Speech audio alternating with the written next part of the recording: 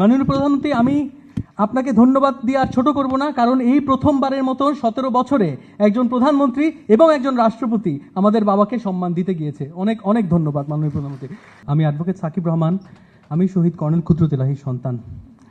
মাননীয় প্রধানমন্ত্রী, আমরা যারা শহীদ পরিবারের সদস্য, আমরা এই বিচারের আশায়, বিচারের কাছাকাছি যতটুকু, ইনসাফের কাছাকাছি যাওয়া গিয়েছে, এই লড়াইয়ের কাছাকাছি যতটুকু যাওয়া গিয়েছে, সেই বিষয়টি নিয়ে আমি আপনাকে একটু ব্রিফ করতে চাই।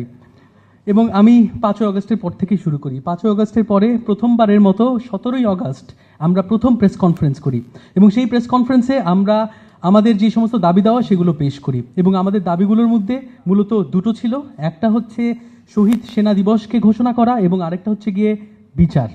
ধন্যবাদ আমি জানাতে চাই জেনারেল ওয়াকার আঙ্কেলকে।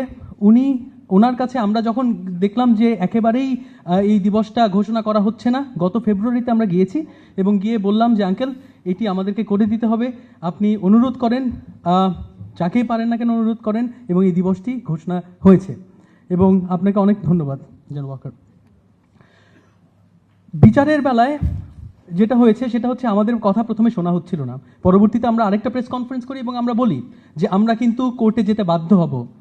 এবং মাননীয় প্রধানমন্ত্রী, একটা সময় গিয়ে আমরা আন্তর্জাতিক অপরাধ ট্রাইব্যুনালে গিয়ে আমরা একটি অভিযোগ দায়ের করি, এবং অভিযোগটি দায়ের করা হয় মূলত যে সমস্ত সিভিলিয়ান পলিটিক্যাল নেতা ছিল তাদের নামে, এবং দুঃখজনক হলেও মিলিটারির অনেকের নামে।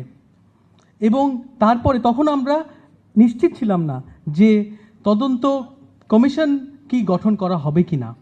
পরবর্তীতে জনগণের দাবিতে তদন্ত কমিশনটা গঠন করা হয়েছে, এবং তারা 4 বার এর এক্সটেনশন করেছে, এবং 4 বার এক্সটেনশন করে আপনি জেনে খুশি হবেন যে নভেম্বরের 30 তারিখে সেই তদন্ত কমিশন তাদের রিপোর্ট প্রদান করেছে।